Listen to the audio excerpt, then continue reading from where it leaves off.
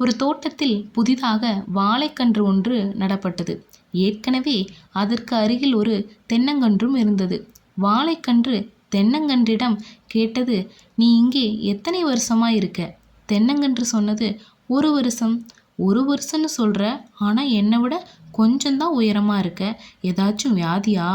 கேட்டுவிட்டு ஏதோ பெரிய நகைச்சுவை சொல்லிவிட்டது போல சிரித்தது. தென்னங்கன்றோ அதை காதில் வாங்காதது போல புன்னகைத்தது. ஒவ்வொரு நாளும் வாழைக்கன்றின் வளர்ச்சி அதிகமாக இருந்தது.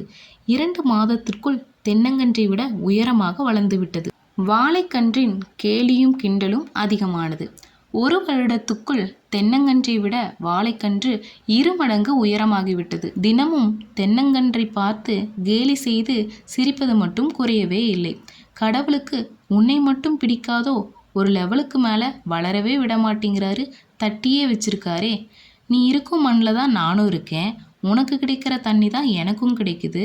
நான் மட்டும் எப்படி வளர்ந்துட்டே இருக்கேன்? உனக்கு விதிச்சது அவ்வளவுதானோ அப்படின்னு சொல்லி வார்த்தைகளாலேயே குத்தி குத்தி காயப்படுத்தியது. தென்னங்கன்றிடம் இருந்து புன்னகை தவிர வேறெந்த பதிலும் வரவே இல்லை.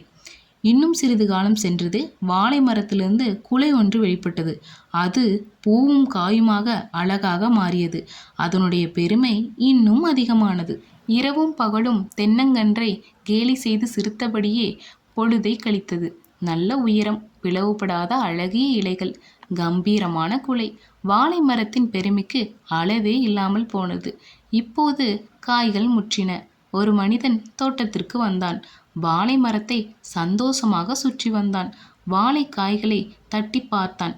தென்னை மரத்தை திரும்பி கூட பார்க்கவில்லை. வாழைக்கு இதைவிட வேறென்ன பெருமை வேண்டும்? அதன் பெருமை அடங்குவதற்குள் திடீரென இன்னொரு மனிதன் கத்தியுடன் வந்தான். முதலாவது மனிதன் பிடித்து கொள்ள வாழையின் குலைகளை வெட்டி எடுத்தான். வாழை மரம் கதறியது.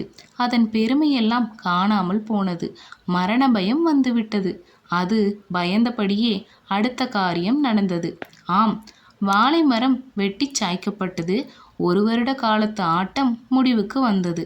துண்டு துண்டாக வெட்டப்பட்டு தோலுரிக்கப்பட்டது. தென்னை மரம் இன்னும் பழையபடியே புன்னகைத்து கொண்டிருந்தது.